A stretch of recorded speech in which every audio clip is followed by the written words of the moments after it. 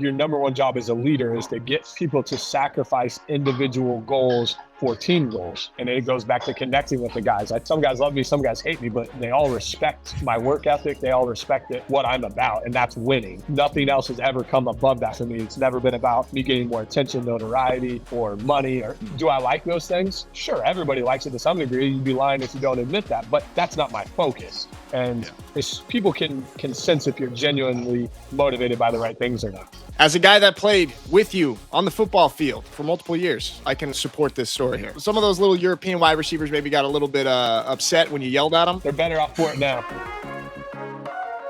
Two quarterbacks that I played football with in my long football career. Scott, when I was 12 years old, youth football, and then Jadrian when I was 28 in the German football league with the Unicorns. And we're colliding the worlds together. Yes, what's going on, Jay? Welcome to the podcast. How you doing, man? I'm great. Everybody knows defense doesn't matter, so we got two quarterbacks here, and we'll carry you. Love it. You're right. Defense does not matter. So we're here to talk about all the quarterbacks and all the offensive stuff. Where you at right now, bro? I'm in Nashville, Tennessee, Music City, hanging out with my family for the holidays. So just enjoying a little bit of time with them for now.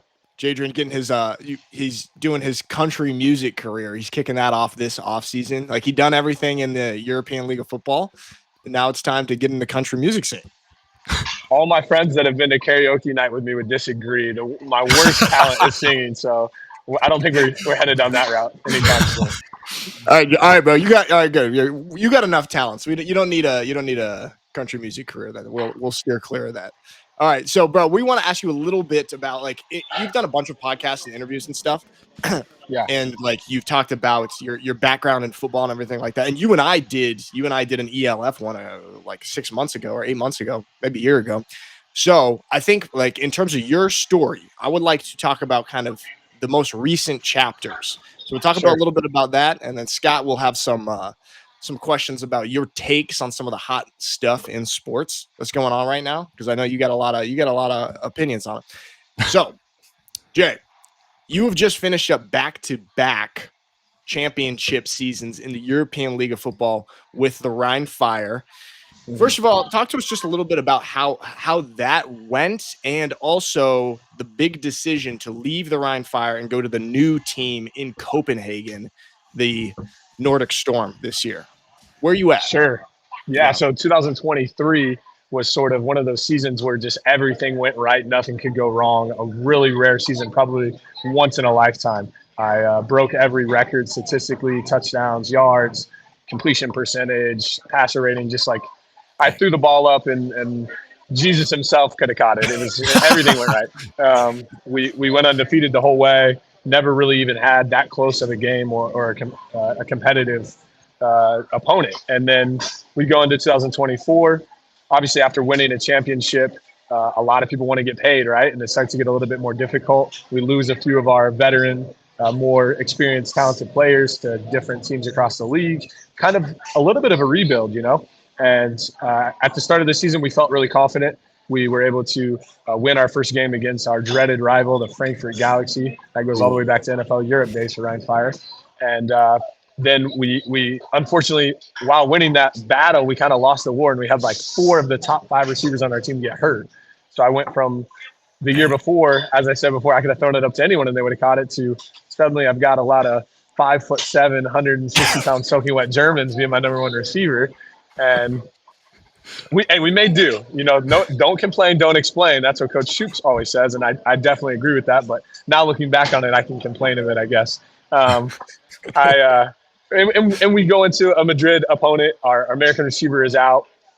In the ELF, you only get 4 Americans on the roster, 2 on each side of the ball. So when you're down 1 American, that's 25% of your star players, I guess you could say. And then we're out our star other receivers, and we lose our first game in 2 seasons. We went undefeated in 2023, knock off the big opponent, and we lose, and we kind of get punched in the mouth. And a lot of people at that point, and maybe would have rolled over and lost a few more, because we continued through an injury drought the next 4 weeks and somehow squeaked out 4 wins in a row in the fourth quarter, come from behind wins. And then after that started to get healthy, started to roll. I started to play a little bit better. Even though people love to put stats on one person, I truly think, my success the year before and then later on in the season is a team effort. I had a full team healthy again, and we just started rolling and kind of couldn't be stopped up until we played Nick's best friends down there in Stuttgart in the semifinals. I think they potentially were maybe even a better team than us in 2024, but maybe not in that moment. And we were able to find a way late in the game based on a few turnovers and us just capitalizing at the right time, going to the championship, and kind of just Vienna couldn't even keep up with us. We were just rolling at that point. So that's, I guess, a recap of the last 2 seasons. The Vienna could not keep up with you guys at all. Scott, these dudes, it was like the championship game in Europe. Everybody super highly anticipated, big stadium, one of the biggest stadiums in Germany. And they came in and they rolled out. What was the final score, bro? You guys won by like 40. Oh, yeah, a lot to a little. I threw a touchdown late to the 19-year-old that had been injured all year that was going to be a stud in Europe. This kid named Brian Winter, who's been at NFL Academy. I just, on the sideline, I said, hey, just don't stop running. It was a double move. It looked like it was covered, threw it up, and that was kind of the final moment where we knew it was just over. So it was a fun one.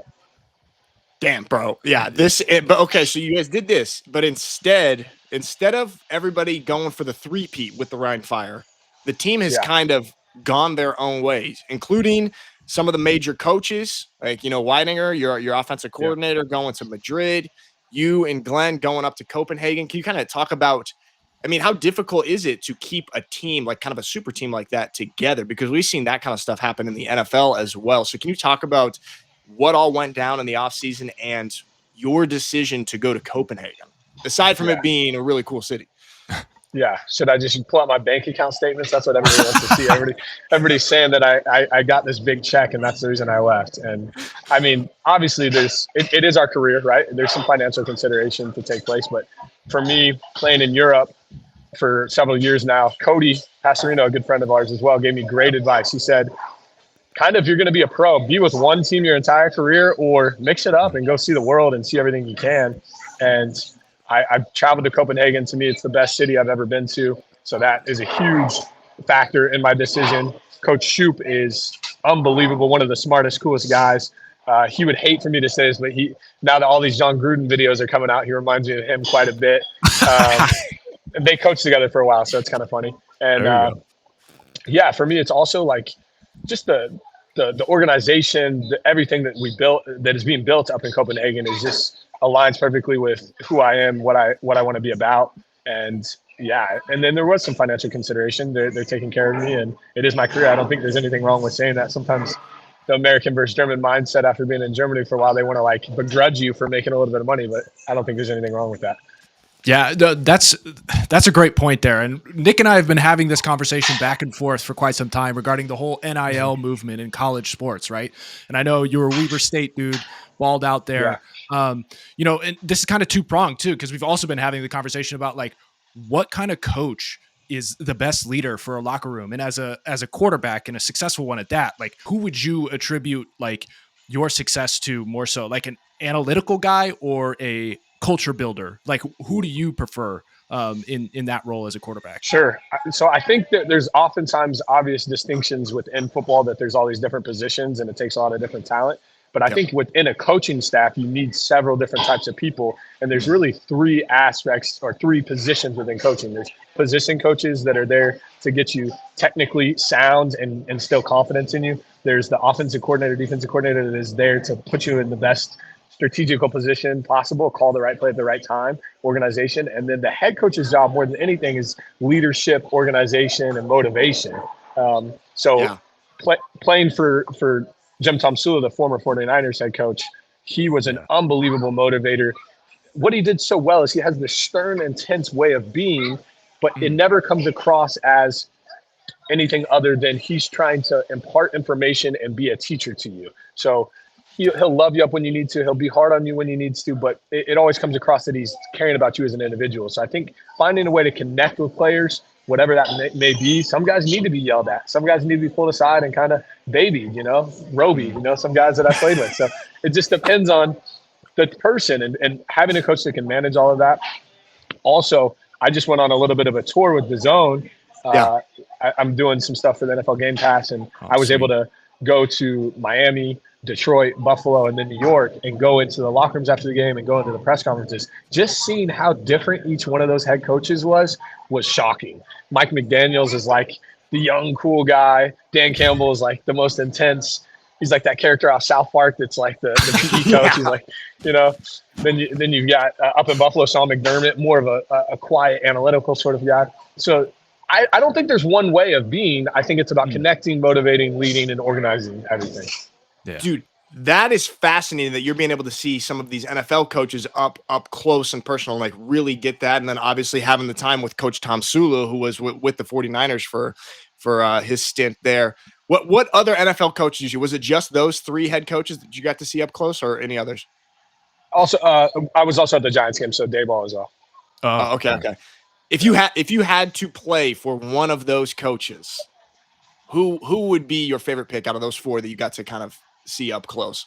Well, I'm such a laid back, chill West Coast guy. It wouldn't be the intense Dan Campbell. No, I'm intense. You know me, so Dan Campbell without a doubt. Okay, good. We like that. We like that question on there. Do you think? And Scott, to you as well, because like this Mike McDaniel stuff. Obviously, Mike McDaniel, we love him. He went to Yale, just like you, Scott. Played football at Yale, a couple of years ahead of you. What do you guys think of his super casual, laid back attitude? Like, it seems like everybody loves it, of course, when they're great and they're winning, but when they're not, it's really easy to poke holes in that kind of nonchalant behavior. What do you guys think about that? Yeah, so I think the thing with Mike McDaniel, he is an absolute believer in his guys, and you can feel that. The Tua, he was getting a lot of hate up until when he came, and people didn't think he was the guy. And when Mike McDaniel came in, I remember in his first press conference, one of the things he said is, part of why I took this job is I believe in Tua. And that's cool. As a quarterback, having someone believe in you and having the team sense that, it kind of just instills this confidence in the team that is necessary in order to go out and win games on Sunday. So I think that's one thing that's underrated about Mike McDaniel. He has the belief in his guys, and they feel that, and there's a connection there. Picking back off what I said a minute ago, it just can be obviously a little bit more nonchalant and come across as that he doesn't care, but he cares. Yeah. Hey, have you had that, or like either end of the spectrum in your football career, of like a coach who you feel like is totally bought in and totally believes in you, and then at the other end of the spectrum, maybe one that like you just didn't feel the support from?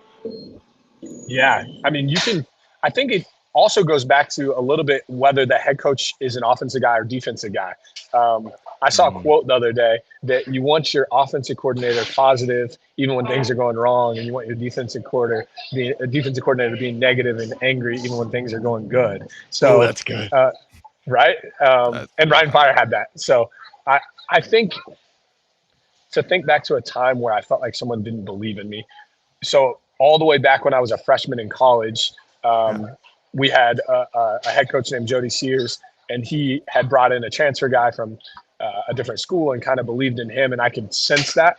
And I'm unlike most people. I think what has separated me is I'm very mentally strong, and when someone is sort of up against me, it almost makes me go harder. So that really motivated me to prove him wrong.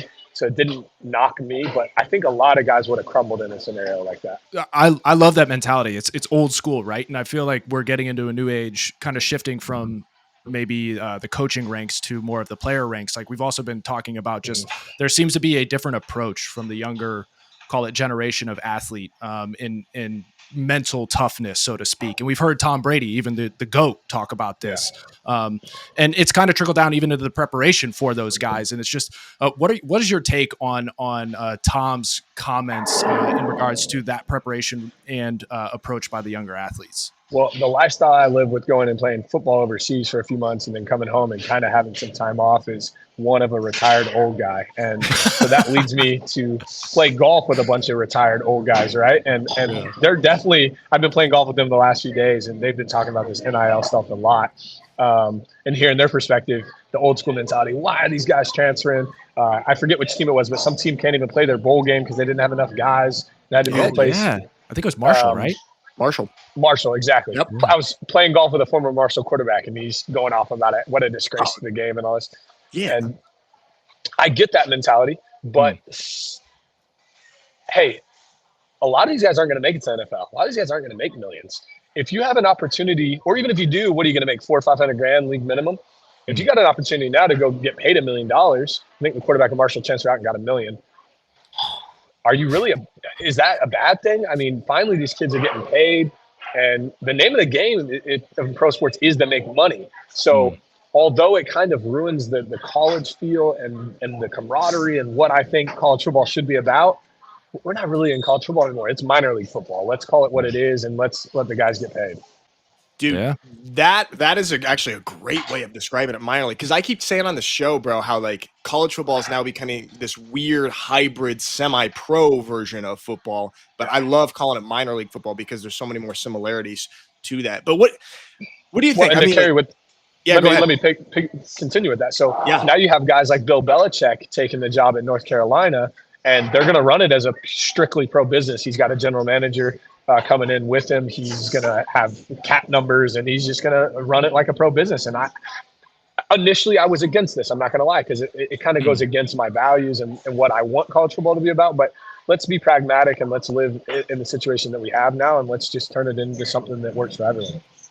Okay, so I was going to say, so what is your stance on it? Because, I mean, there's kind of two schools of thought, and it sounds like if you're thinking about like the individual kid, those 18, 19, 20-year-olds who are getting the opportunity to get paid, it's great for them. But what do you feel about college football as a whole? Are you worried that we're going to lose? Because, dude, you and I have been in Europe, and we realize and what we've seen how special college sports are, how special college football is, because in other countries, there's no situation where they're connected with the universities. This is a strictly American thing, kind of a pillar of our sports culture. Are you worried that is totally eroding a very special thing about American sports?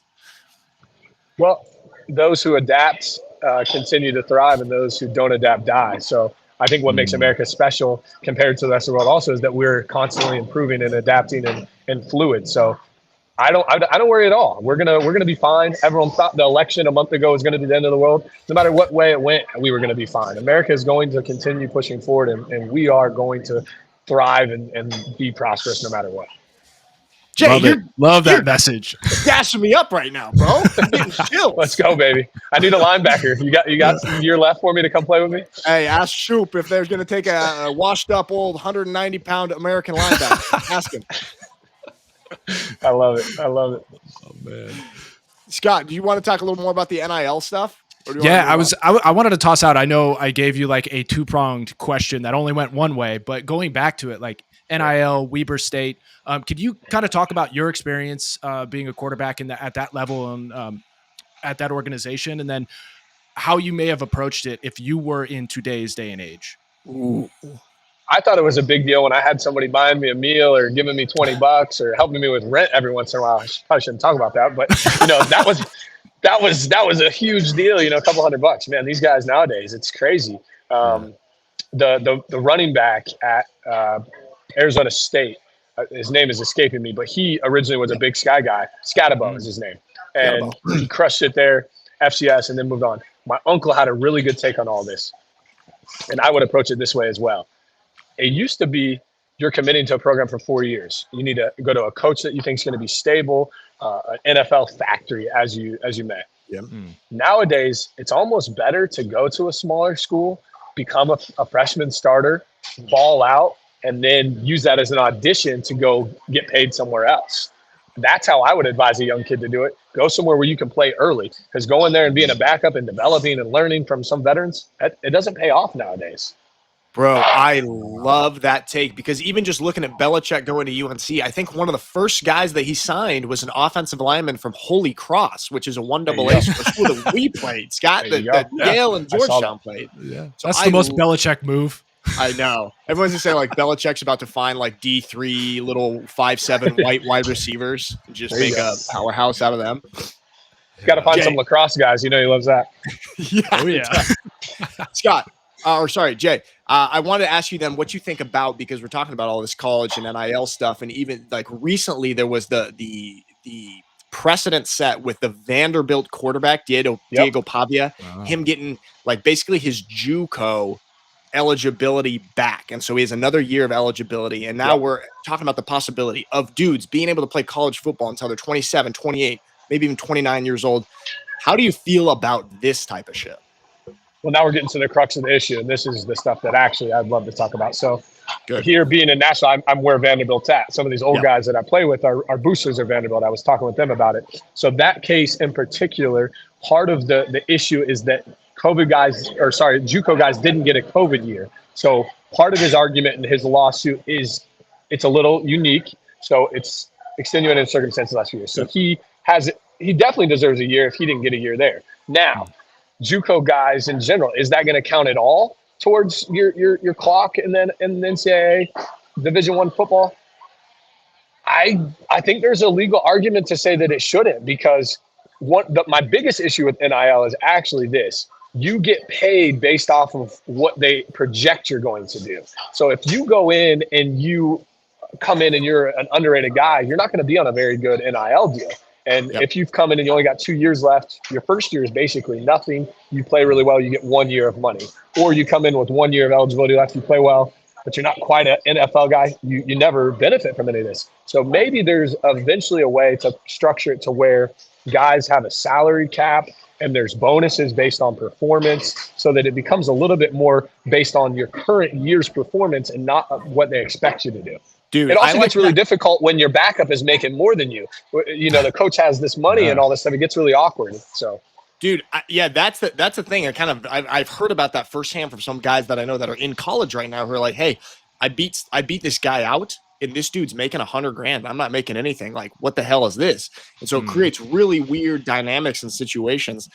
Yeah, that also reminds me a little bit of kind of the dynamics that we had in Europe when like only the Americans are getting paid or only certain Europeans are getting paid and some guys are playing for free. Do you worry in certain teams that can create strange dynamics between teammates and kind of erode team chemistry? Do you worry about that coming into the play with college football? Well, this is the problem with pro football, and that's what I hate about pro football as well. It's about getting paid, and there becomes this weird dynamic, and you start looking at other people's pockets, and that's not right. But especially for 18-year-olds, they're going to have to learn to manage and control their emotions a lot sooner. I think it's hard for those guys. A situation that I had in Europe is on a team I played for. There was touchdown bonuses, and one time there was actually a pass play where I was supposed to throw to a receiver and I audibled to a run. So selfishly, I lost out on the touchdown bonus, but the receiver, I get to silent, he's pissed. I was supposed to get some money on that touchdown, And I'm like, shut the f up. Like, we're trying to win the game. I'm not worried about your little bonus, That stuff, it can't creep into the game, because ultimately, if you win and you produce, then you'll get paid. If you're focusing on the payments, you're looking at everything backwards. Just focus on the game, become the best player you can, and then all of the outcomes will come.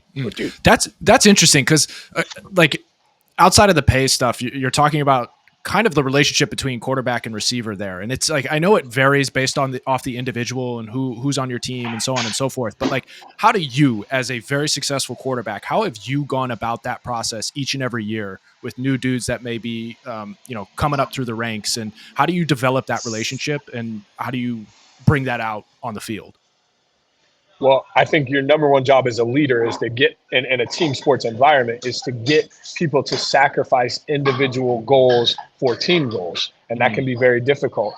And then it goes back to connecting with the guys. I think everyone I've ever played with, some guys love me, some guys hate me, but they all respect my work ethic. They all respect what I'm about, and that's winning. Nothing else has ever come above that for me. It's never been about me getting more attention, notoriety, or money, or any of the things that other people are focused on, right?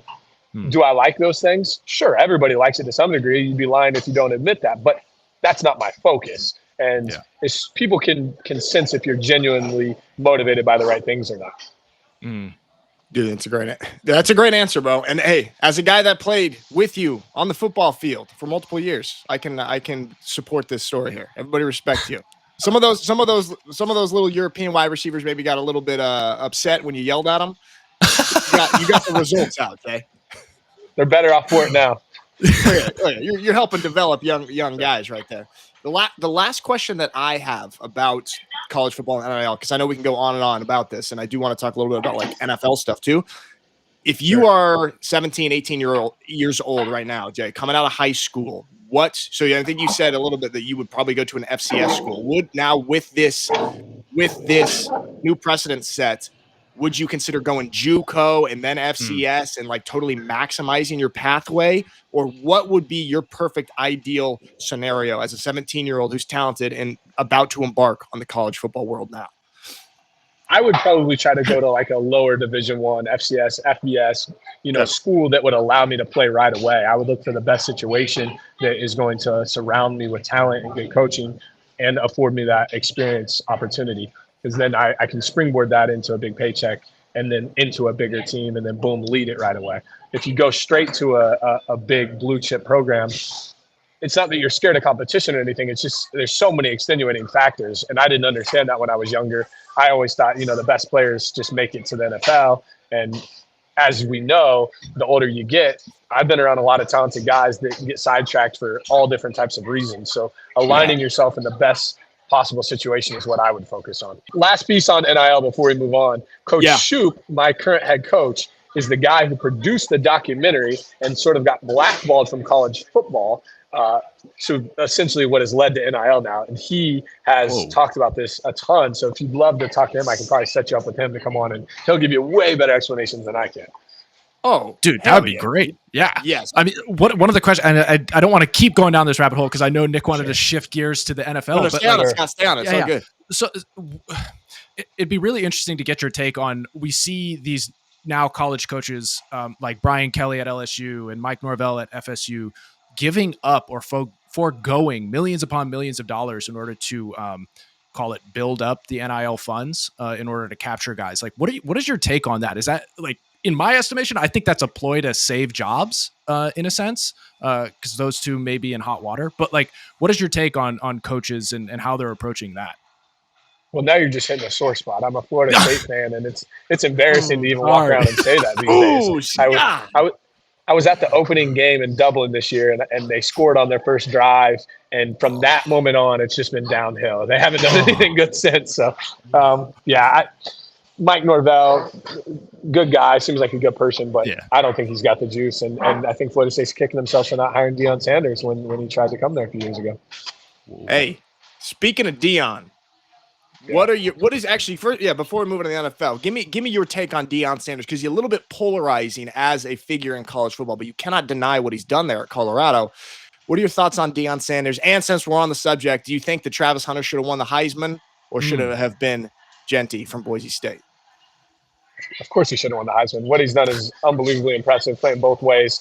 Just the cardiovascular shape you have to be in to do that at that level is insane. One of the best receivers, one of the best corners. It's a hands down he deserved it. I don't think anyone who says otherwise, I think is crazy.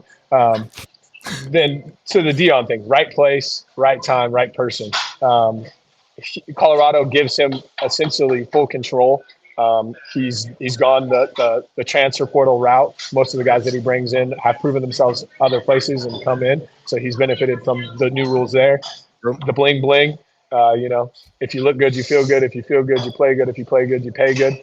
He's the perfect NIL guy, right? So, I mean, he stands for everything that we're talking about now, and he still has the resume to back it up and the technical expertise to back it up. And he is hated, and he kind of goes against the mold of just be quiet, 3 yards, a cloud of dust, and be humble. But we're living in 2024, boys. Get with it or get lost.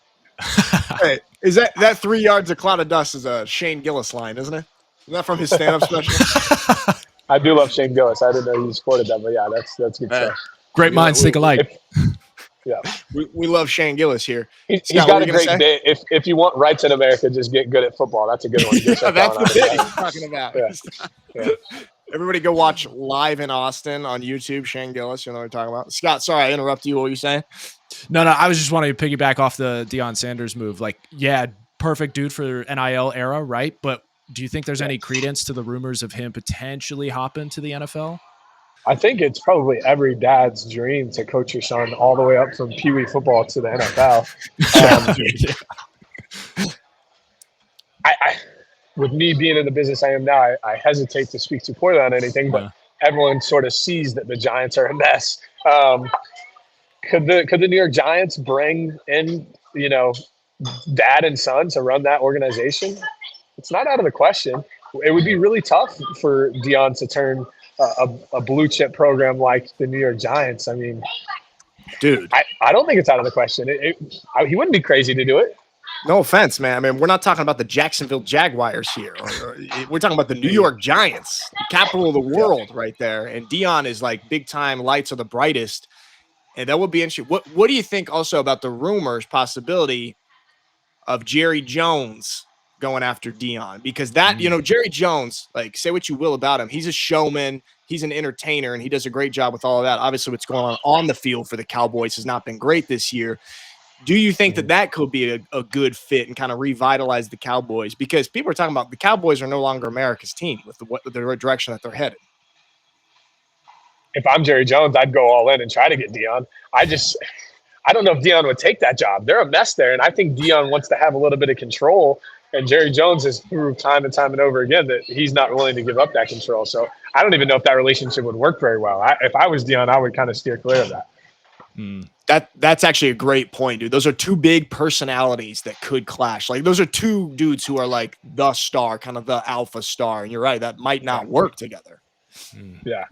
Well, did you see the story that came out yesterday with the Jets owner, Woody Johnson's got his son, Brick Johnson, going into locker rooms after games and giving game balls out and telling his dad who to sign based off Madden ratings? Who knows if that's true or not? But the more and more you learn, it's like a lot of these NFL owners are meddle a bit and start to play GM when they don't necessarily put in the hours or time or have the expertise to do that. But at the end of the day, hey, it's your football club, sir. You sign the checks, you do what you want. But I just don't know if that's beneficial to us.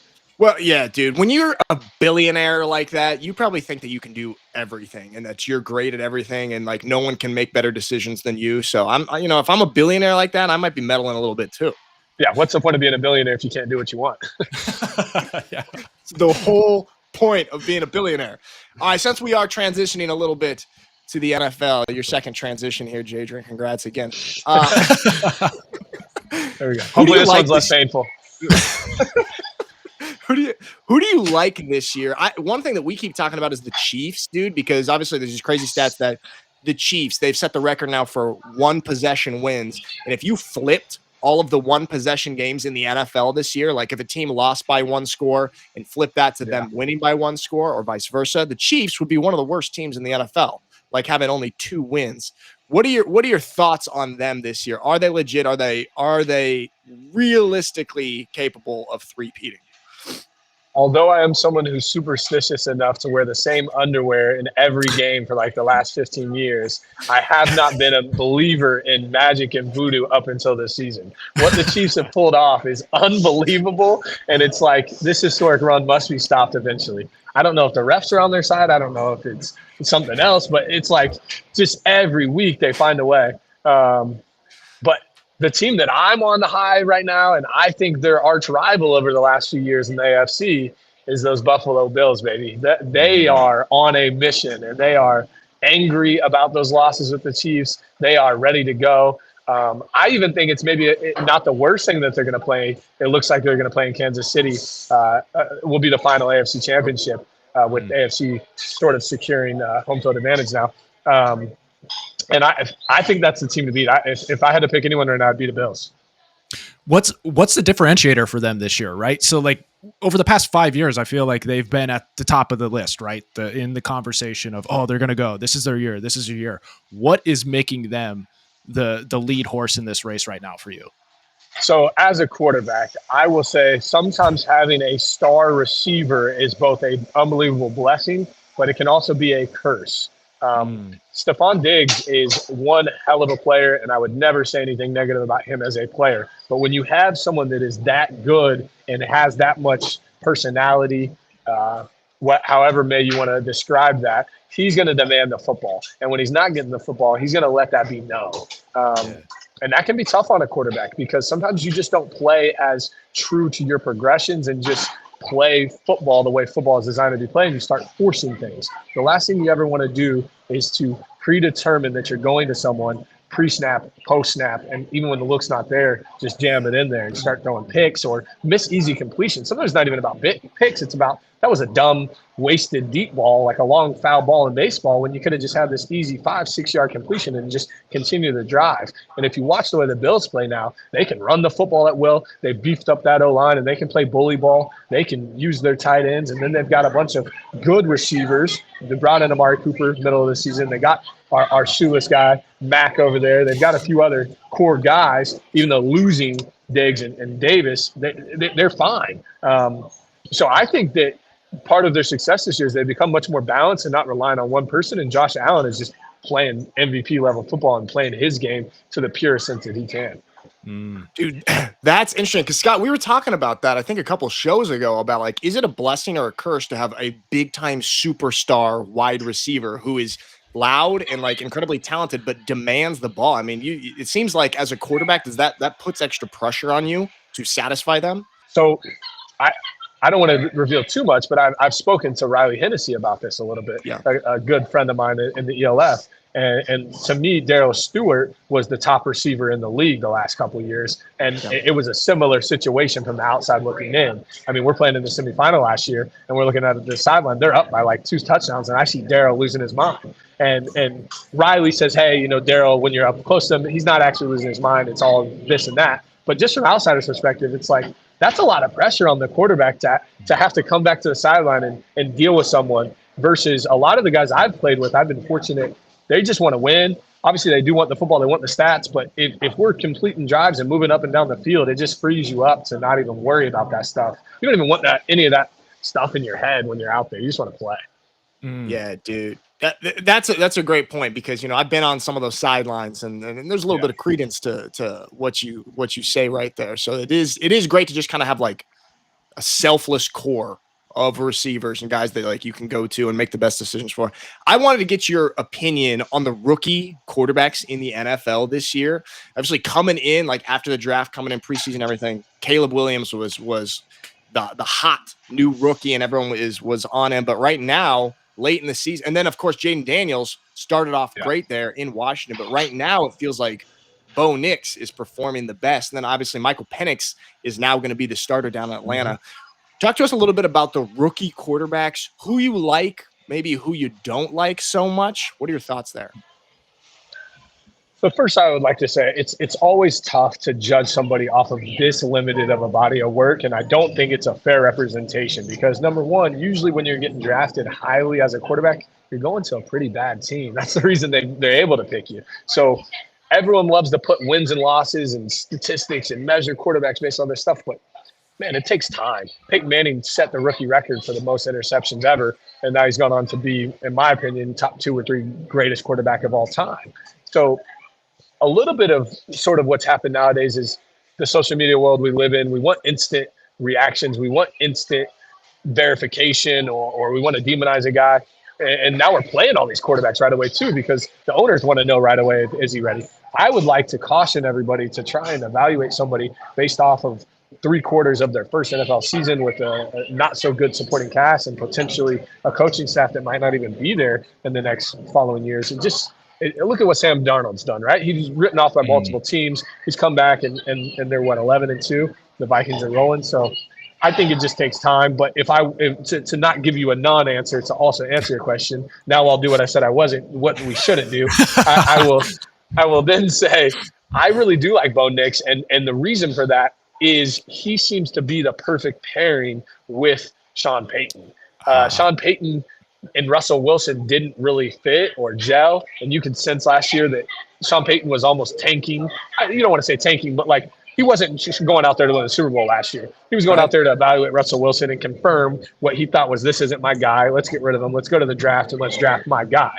And I agree with that approach, actually. If you're gonna be the head coach and you're gonna be the play caller, let's get a guy that fits with you. And Bo's dynamic. He's kind of like a modern, more mobile version of Drew Brees. He's able to get through his reads really well.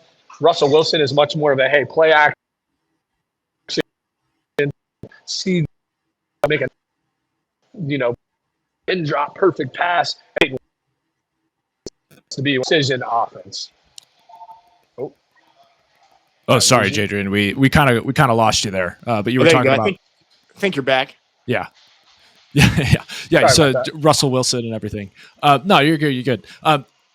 Not to change gears here. I feel like I'm taking people off the tracks here of this conversation. But okay, so your experience prior to even going to Weber State, you've moved around the country here in the States.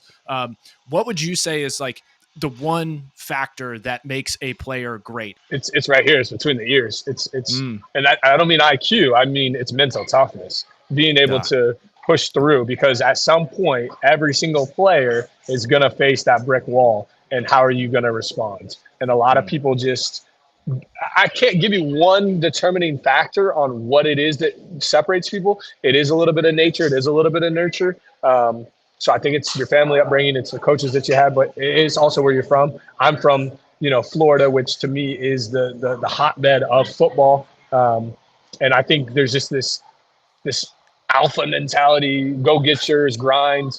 But I've also seen, with sort of their more Zen mentality, and I've sort of adapted more of that meditation practice into my game of just being in the moment, not putting expectations on the future or worried about past performances. So it's mental toughness. How you get to that point, there's a lot of different ways to get there.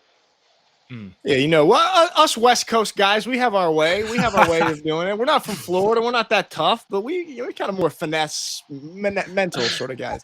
Jay, there we go.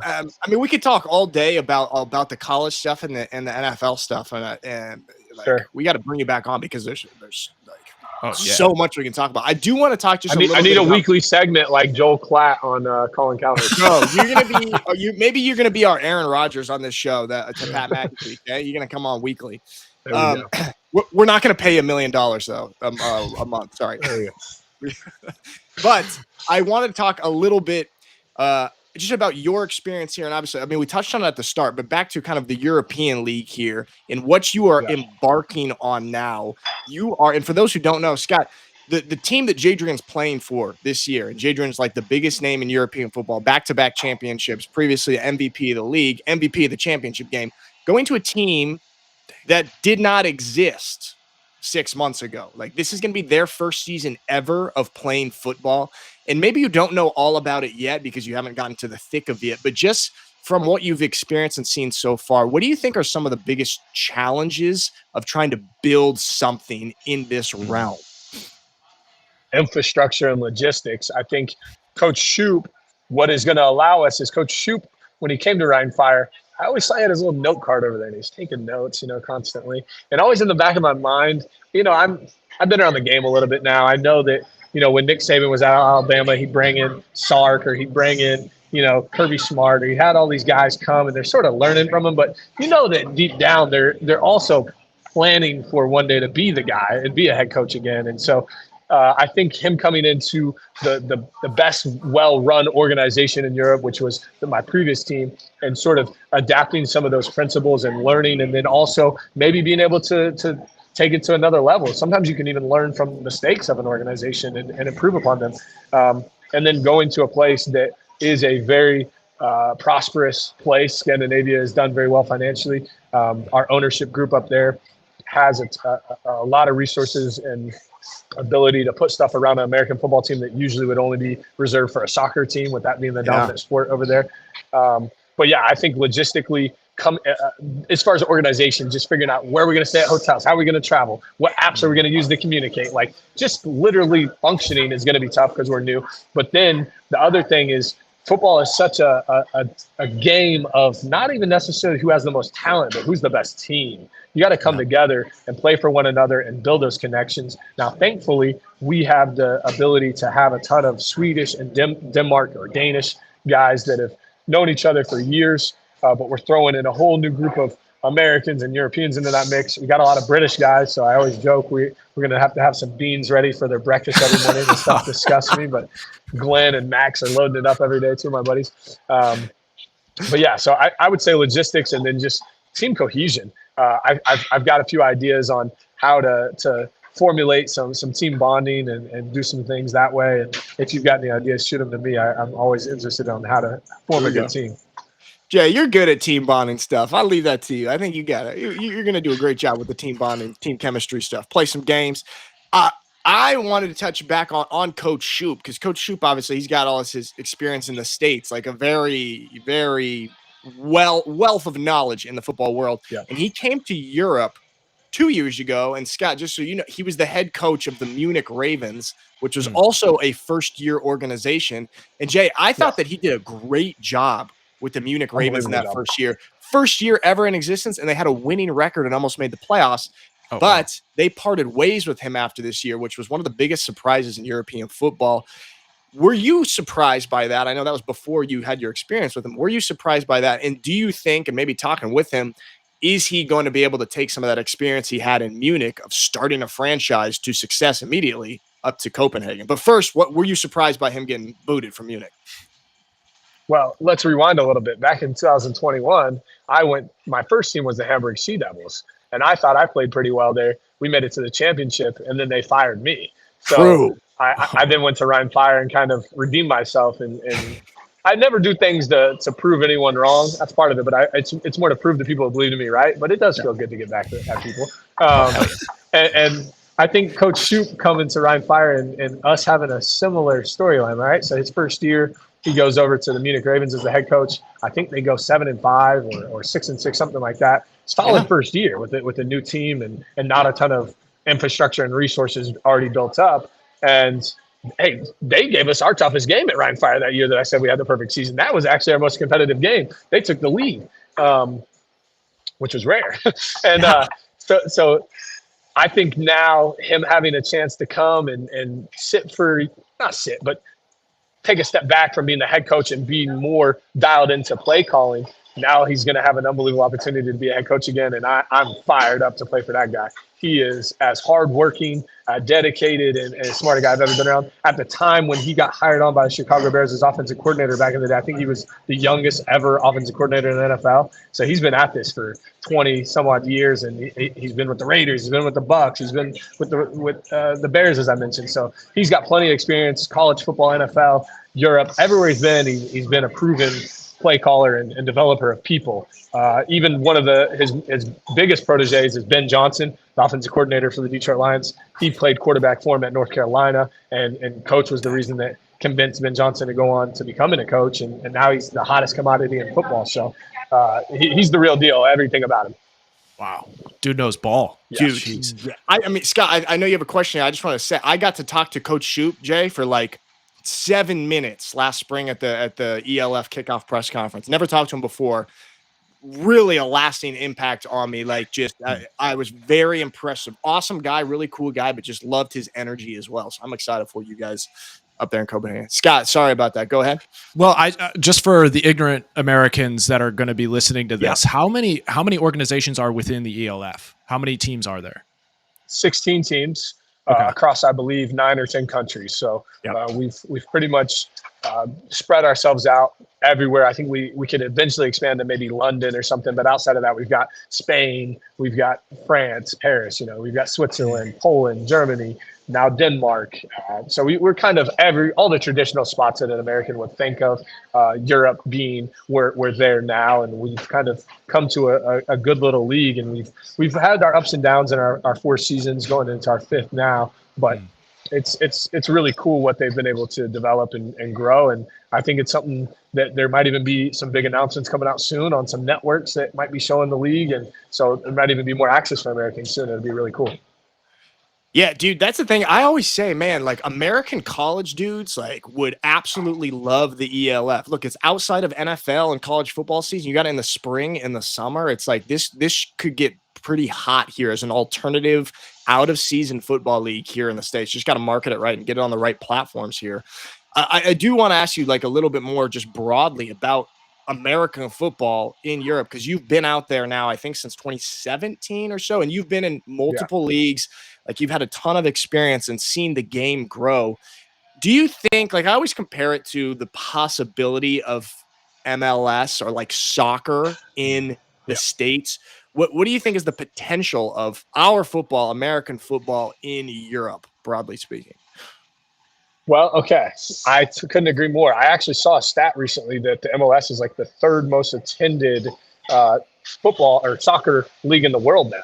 So they are absolutely crushing it. all these cities are getting big stadiums. Nashville just built a 40,000 person MLS stadium. You should look it up after this. Nashville FC. It's unbelievable, beautiful. It's state of the art. All these cities are just going nuts with the stadiums and cultivating an awesome culture.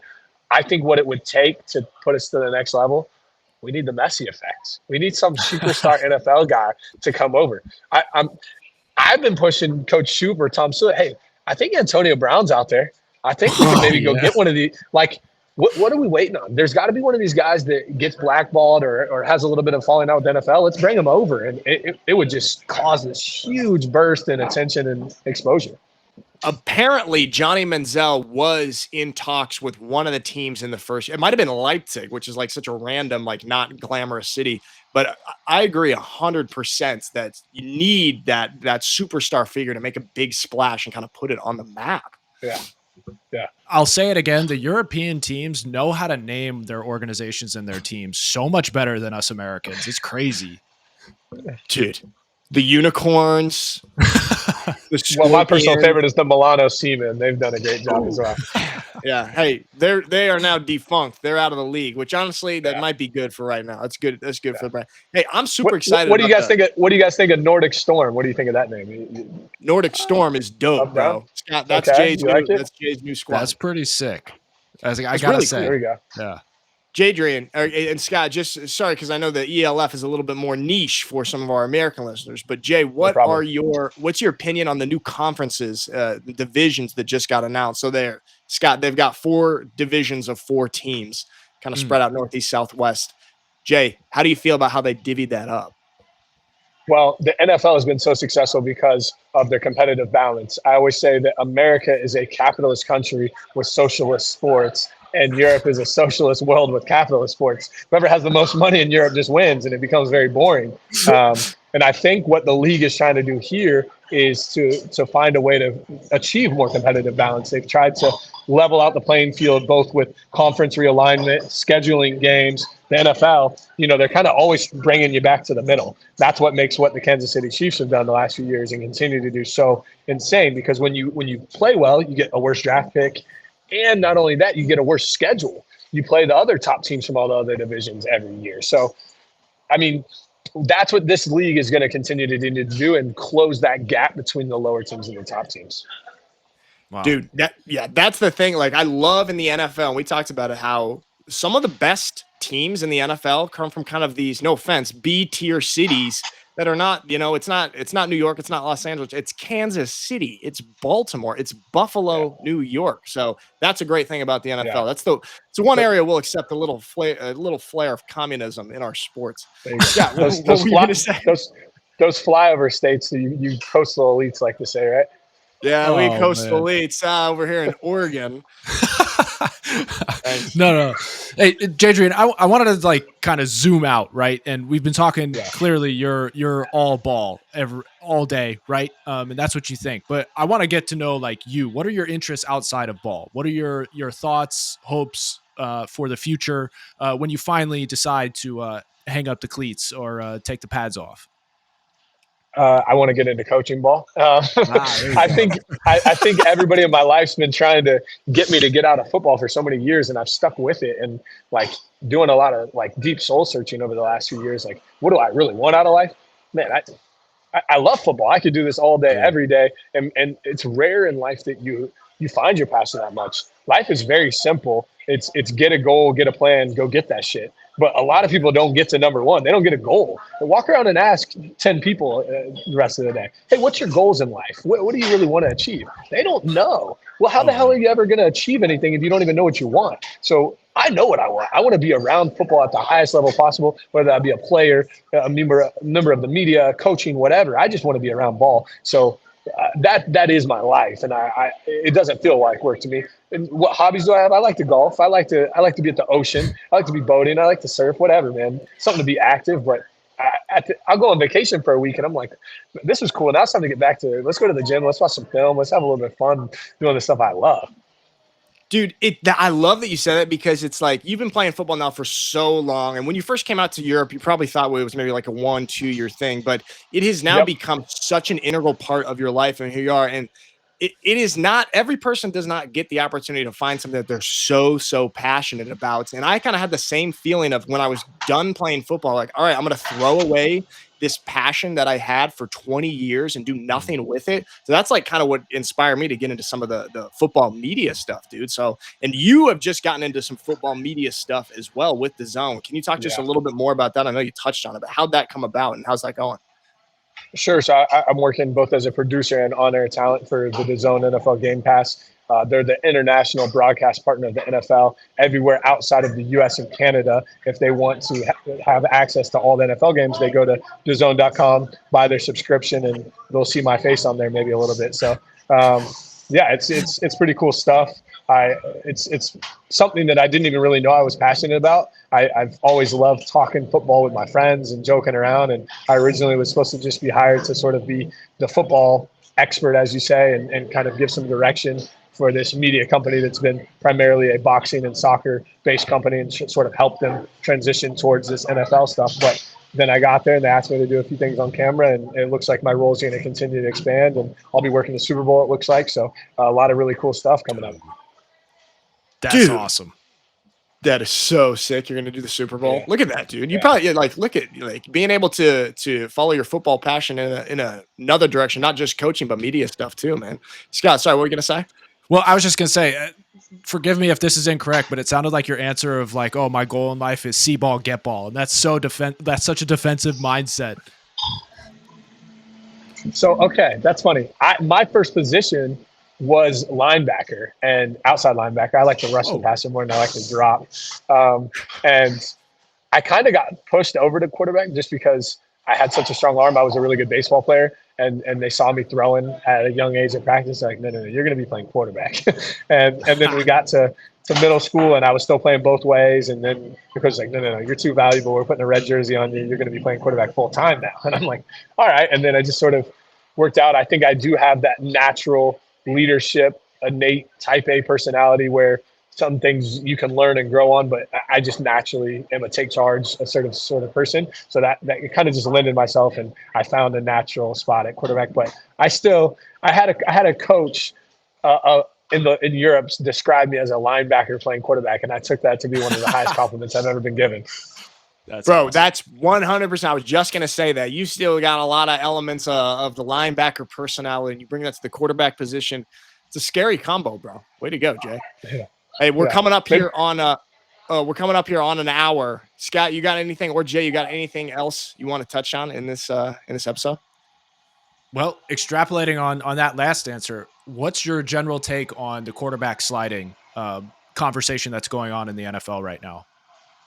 The two worst hits I've taken in Europe were times where I went to slide feet first. So I will not be doing that again. I will be going head first, or I will just lower my shoulder. I mean, it's dangerous, but I get it from a defensive player's perspective, right? Like, you got these quarterbacks running full speed. They can act like they're going to go down, and then they just keep going, or they tiptoe down the sideline. Like, I don't really blame the defenders for that.